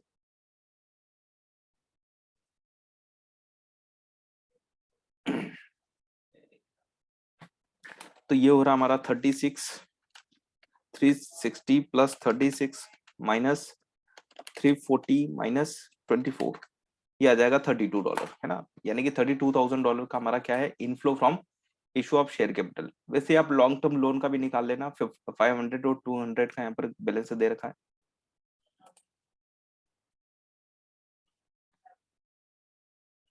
नॉन करंट असेट चाहिए, 500 की ओपनिंग में था बैलेंस, अब क्लोजिंग में कितना रहा है 200, यानी कि $300 हमने पेड कर दिया, यानी कि आउटफ्लो है ये। तो हमारा आउटफ्लो आ रहा है $300 का। ठीक है, तो net cash flow from financing activity, और सारी एक्टिविटीज को हम क्या कर देंगे, क्लब कर देंगे। ऑपरेटिंग, इन्वेस्टिंग और फाइनेंसिंग एक्टिविटी को क्लब कर देंगे, तो हमारा क्या आ जाएगा, नेट आ जाएगा कि नेट हमारा इनफ्लो या आउटफ्लो। तो $8 का यहाँ पर क्या आ रहा है, नेट आउटफ्लो आ रहा है, क्या आ रहा है, नेट आउटफ्लो आ रहा है। इसका मीनिंग क्या हुआ, आपका कैश इंक्रीज हुआ या डिक्रीज हुआ, डिक्रीज हुआ। ओपनिंग में कितना था, ओपनिंग में 56 था, 8 का डिक्रीज हो गया, तो क्लोजिंग कितना बचना चाहिए, क्लोजिंग बचना चाहिए 48। आप समझो, इसका थोड़ा सा एनालिसिस कर लेते हैं। ऑपरेशन से क्या हुआ, आपको कैश जनरेट हुआ क्या, $338 का यहाँ पर कैश जनरेट हुआ आपके ऑपरेशन से, कितना हुआ कैश जनरेट हुआ 338 का। फिर आपका इन्वेस्टिंग में क्या करा आपने, $78, मतलब आपने कुछ इन्वेस्टमेंट किया है ड्यूरिंग द पीरियड, $78 का इन्वेस्टमेंट किया है। फाइनेंसिंग में आपका आउटफ्लो आ रहा है कितना, 268 का। तो अल्टीमेट क्या हुआ, आपने जो आपने कैश जनरेट किया था ड्यूरिंग द पीरियड, आपने उसका सही तरीके से यूज किया है। आपने उससे क्या करा, आपने लोन से चुका दिए। आपने क्या करा, देखो यहाँ पर फाइनेंसिंग एक्टिविटी में आउटफ्लो आना, इसका मतलब क्या हुआ, आपने लोन रीपेड करे। क्या करे, लोन रीपेड करे। कहां से करे होंगे लोन रीपेड करके, लोन रीपेड किया आपने ऑपरेशन से कैश जनरेट करके। अगर यहां पर ऐसा होता, सपोज दैट फॉर एग्जांपल,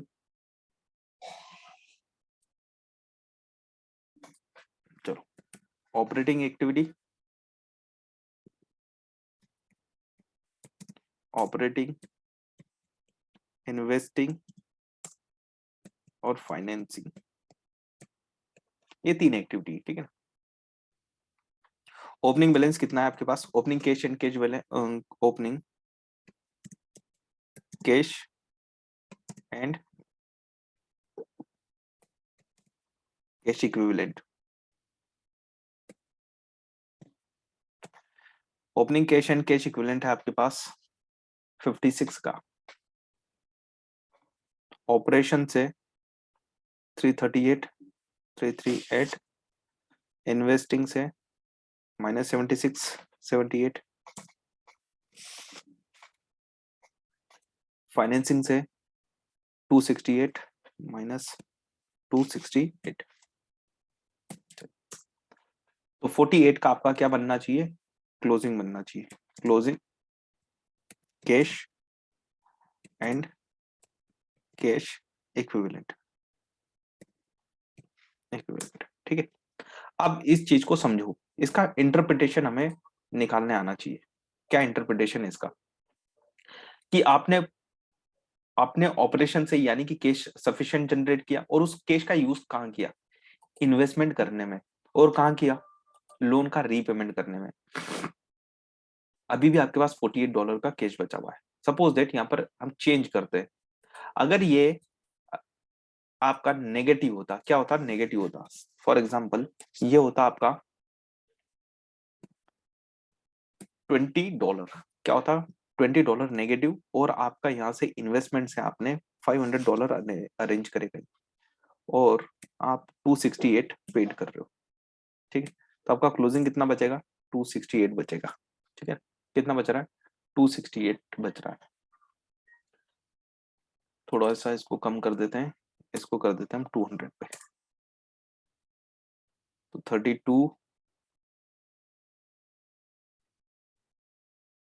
256 और बढ़ाना पड़ेगा, 280 कर देते हैं। 48 आ गया, ठीक है। तो इस टाइप से अगर होता तो बताइए आपका एनालिसिस क्या बोल रहा था? आपको सोचना है सिर्फ, अगर स्टेटमेंट ऑफ कैश फ्लो होता, हमें सिर्फ स्टेटमेंट ऑफ कैश फ्लो बनाना थोड़ी चाहिए, उसको समझना भी है ना कि है क्या चीज। स्टेटमेंट ऑफ कैश फ्लो ये क्या इंडिकेट करता है? ये हटा देता हूं 2 सेकंड के लिए, चलो ये भी रहने दो, ये दोनों कंपेरेटिव है, अलग अलग है। ये कंपनी ए का और ये कंपनी बी का है, ठीक, ऐसा बोल देते हैं। तो स्टेटमेंट ऑफ कैश फ्लो अगर आप देखोगे तो यहां से क्या इंटरप्रिटेशन निकाल रहे हो? बी कंपनी से। ए का तो हमने देख लिया। इसकी पॉलिसी देखो, मैनेजमेंट क्या कर रहा है यहाँ पर। आप तो एज ए इन्वेस्टर हो, आप शेयर होल्डर हो, आप यूजर हो, है ना। फाइनेंशियल स्टेटमेंट के क्या है? यूजर हो, मतलब आप शेयर होल्डर हो, ऑनर हो आप। आपने बोर्ड ऑफ डायरेक्टर को काम दिया कंपनी चलाने के लिए, तो कंपनी कैसे चला रहे, तो आपको यहाँ से एनालिसिस करने को मिलता है। आप देखोगे ऑपरेशन से ये केस जनरेट ही नहीं कर पा रहे, है ना। मतलब क्रेडिट पॉलिसी कैसी है? क्रेडिट पॉलिसी अनमैनेज्ड है। क्रेडिट पर गुड्स सेल करे जा रहे हैं लेकिन कैश की रिकवरी नहीं हो रही। हम क्रेडिटर से सफिशिएंट पीरियड नहीं ले पा रहे, मतलब कि उनको जल्दी जल्दी पेमेंट कर देते हैं, लेकिन डेटर से हम बहुत लेट रिकवरी कर रहे हैं। अल्टीमेटली अगर देखा जाए तो हमारे यहाँ पर ऑपरेशन से क्या आ रहा है? नेगेटिव कैश आ रहा है। नेगेटिव कैश आ रहा है, इट मींस हम सफिशिएंट कैश जनरेट नहीं कर पा रहे।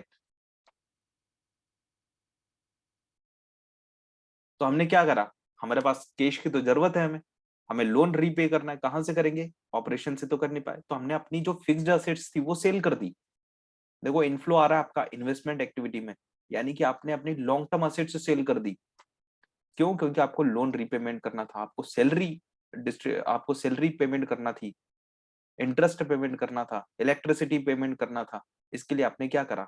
आपने अपने लॉन्ग टर्म इन्वेस्टमेंट को सेल कर दिया। लॉन्ग टर्म इन्वेस्टमेंट को सेल करके आपने क्या करा? कैश जनरेट किया। इसलिए इन्वेस्टमेंट एक्टिविटी में देखो इनफ्लो दिखाई दे रहा है। तो इनफ्लो यहाँ पर अच्छा थोड़ी ना है। अगर इन्वेस्टर बात करोगे, एज ए इन्वेस्टर बात करोगे, तो यहाँ पर क्या दिखाई दे रहा है आपको? कंपनी की पॉलिसी दिखाई दे रही है कि यहाँ पर कोई क्रेडिट पॉलिसी ठीक से काम नहीं कर रहा है, मतलब मैनेजमेंट ही ठीक से काम नहीं कर रहा है। $20 का यहाँ पर कैश नेगेटिव आ रहा है, आउटफ्लो आ रहा है। इसका मतलब क्या है? इसका मतलब है ये पेमेंट नहीं कर पाएंगे अपने ऑपरेशन से, अपनी लाइबिलिटी का।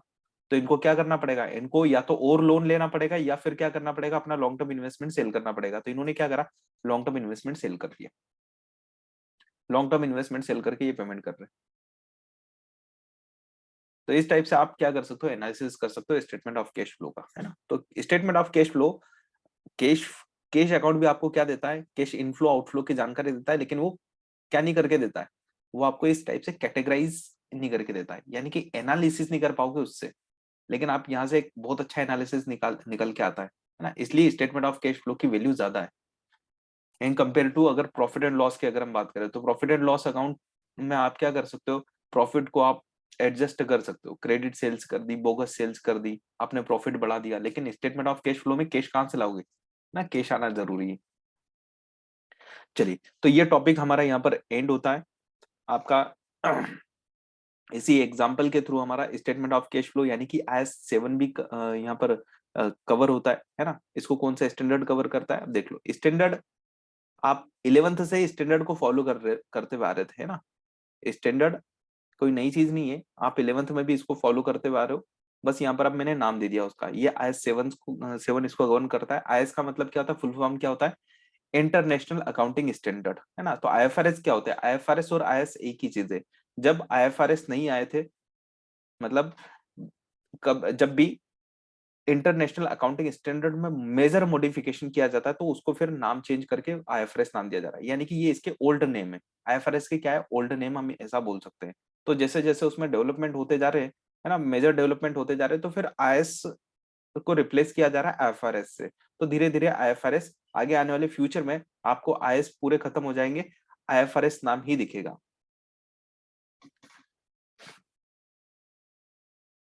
चलिए, तो आज का लेक्चर हम यहाँ पर एंड करते हैं। इस लेक्चर्स की लिंक आपको टेलीग्राम पर अवेलेबल हो जाएगी, प्लस इसकी जो PDF है वो भी आपको वहां पर अवेलेबल हो जाएगी।